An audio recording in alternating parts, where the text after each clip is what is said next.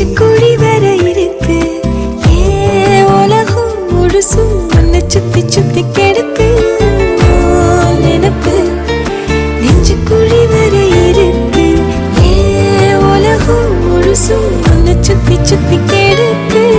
Friends, நம்ம இன்னைக்கு பார்த்தோம்னா ரிப்பன் முறுக்கு, அதாவது ஓலை பக்கோடா தான் செய்ய போகிறோம். நான் 1 கப் அளவுக்கு பச்சரிசி மாவு எடுத்துக்கிறேன். கரெக்டாக மெஷர் பண்ணி போட்டுக்கோங்க. அடுத்து பார்த்திங்கன்னா கடலை மாவு 1/2 கப் எடுத்துக்கேன். அதுக்கு அடுத்தது பார்த்திங்கன்னா நம்ம பொட்டுக்கடலை மாவு, அது 1/2 கப்போட 1/4 கப் அந்த மாதிரி எடுத்திருக்கேன். நல்லா மெஷர் பண்ணி போட்டுக்கோங்க. இதை இதுக்கப்புறம் என்னென்ன ஆட் பண்ணணும்னு பார்த்தீங்கன்னா,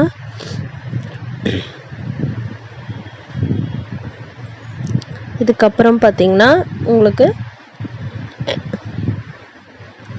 மஞ்சத்தூள் கொஞ்சமாக ஆட் பண்ணிக்கோங்க. அடுத்தது பார்த்திங்கன்னா மிளகாய்த்தூள், தனி மிளகாய்த்தூள், காஷ்மீர் மிளகாய்த்தூள். நம்ம காரம் அதிகமாக வேணும்னா அதுக்கேற்ற மாதிரி சேர்த்துக்கோங்க. நான் கம்மியாக தான் போட்டிருக்கேன். எனக்கு காரம் கம்மியாக வேணுன்றதுனால நான் கம்மியாக போட்டிருக்கேன். நீங்கள் பசங்களுக்கு செஞ்சு கொடுக்கும்போது நீங்கள் காரம் கம்மியாகவே போட்டுக்கோங்க. உப்பு போட்டுக்கோங்க. உப்பு தேவையான அளவு போட்டுக்கோங்க. அடுத்தது என்னன்னு பார்த்தீங்கன்னா, பெருங்காயத்தூள் ஆட் பண்ணிக்கோங்க. பெருங்காயத்தூள் கொஞ்சமாக ஆட் பண்ணிக்கோங்க. அது கூடவே நம்ம எள்ளு, கருப்பு எள்ளு இருக்கு இல்லையா, அதை கொஞ்சமாக ஆட் பண்ணிக்கோங்க. இது எல்லாத்தையும் ஆட் பண்ணி நல்லா மிக்ஸ் பண்ணிக்கோங்க. ஃபுல்லாக எல்லாமே சேர்ந்த மாதிரி நல்லா கை வச்சு நல்லா மிக்ஸ் பண்ணிக்கோங்க.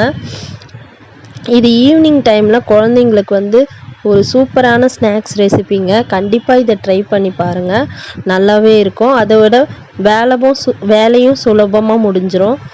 ரொம்ப ரொம்ப ஈஸியான ரெசிபி. ட்ரை பண்ணி பார்த்துட்டு கமெண்ட் பண்ணுங்கள். அடுத்தது பார்த்திங்கன்னா, நம்ம சூடு காய்ச்சின எண்ணெய், நான் ஆல்ரெடி காய்ச்சி வச்சுருக்கேன், அந்த எண்ணெயை ஆட் பண்ணிக்கிறோம். கூடவே தண்ணி தேவையான கொஞ்சம் கொஞ்சமாக ஊற்றி பிசைஞ்சுக்கோங்க. நம்ம சப்பாத்திக்கு பேசியோம்ல, அதை விட அந்த பதத்துக்கு பேசியக்கூடாது. அதை விட கொஞ்சம் தண்ணியாக இருக்க மாதிரியே, தண்ணியானால் அதுக்குன்னு ரொம்ப தண்ணியாகிடக்கூடாது. இந்த பதத்துக்கு பிசைஞ்சுக்கோங்க. நம்ம கை வச்சா உள்ளே போகிற மாதிரி இருக்கணும். அப்படி இல்லைன்னா இந்த மாதிரி கையில் மாவை எடுத்துட்டு இங்கே அழுத்தும் போது நம்ம விரலுக்கு நடுவில் இருந்து எல்லா மாவும் வரணும். அந்த மாதிரி கொஞ்சம் லூஸாக இருக்க மாதிரி பிசைஞ்சுக்கோங்க. அப்போ தான் நீங்கள் மாவு பிழியும் போது ஈஸியாக வரும். இந்த இது எடுத்துக்கோங்க, அச்சு. இப்போது இந்த அச்சில் நான் எண்ணெய் தடவிருக்கேன். எண்ணெய் எதுக்கு தடவுறோன்னு பார்த்தீங்கன்னா, நம்ம அப்போ தான் ஈஸியாக பிழியும் போது உங்களுக்கு வரும். இப்போ நான் எண்ணெய் ஊற்றி வச்சுருக்கேன். ஆல்ரெடி நான் இது மாவு ரெடி பண்ணுறதுக்கு முன்னாடியே ஊற்றி வச்சுட்டேன், சூடாகட்டும்ன்ட்டு. அதுமாரி நீங்கள் முன்னாடியே சூடுபடுத்திட்டிங்கன்னா லோ ஃப்ளேமில் வச்சுக்கோங்க. இப்போது இந்த மாதிரி பிழிஞ்சு விட்டுக்கோங்க. நானே மொபைல் வச்சு எடுக்கிறதுனால என்னால் சரியாக இதை எடுக்க முடியல. இப்போ பாருங்கள், நம்ம இது பண்ண உடனே இந்த மாதிரி உங்களுக்கு பப்புள்ஸ் நிறைய வரும். நீங்கள் இந்த மாதிரி பப்புள்ஸ் வரும்போது அது நல்லா வேகிறதுக்கு டைம் கொடுங்க. உங்களுக்கு சப்போஸ் அது வெந்துடுச்சு அப்படின்னா பப்புள்ஸ் கம்மியாகும். அதுமாரி முடிஞ்ச அளவுக்கு லோ ஃப்ளேமில் வச்சு நீங்கள் இது பண்ண பாருங்கள். ஏன்னா நம்ம ஆல்ரெடி நான் எண்ணெய் ஊற்றி வச்சுட்டதுனால ஆல்ரெடி சூடாக இருக்கும் எண்ணெய். நீங்கள் திருப்பி அதுலேயே நீங்கள் இது பண்ணும் போது கருகி போகவும் சான்ஸ் இருக்குது. அதனால் லோ ஃப்ளேம்லேயே வச்சுக்கோங்க. இப்போது இந்த மாதிரி இருக்கும். இப்போ அந்த பப்புள்ஸ்லாம் பாருங்கள் போயிடுச்சு. லைட்டாக தான் உங்களுக்கு வரும் பப்புள்ஸ்லாம். சூப்பரான ஒரு ரிப்பன் பகோடா பாருங்கள்.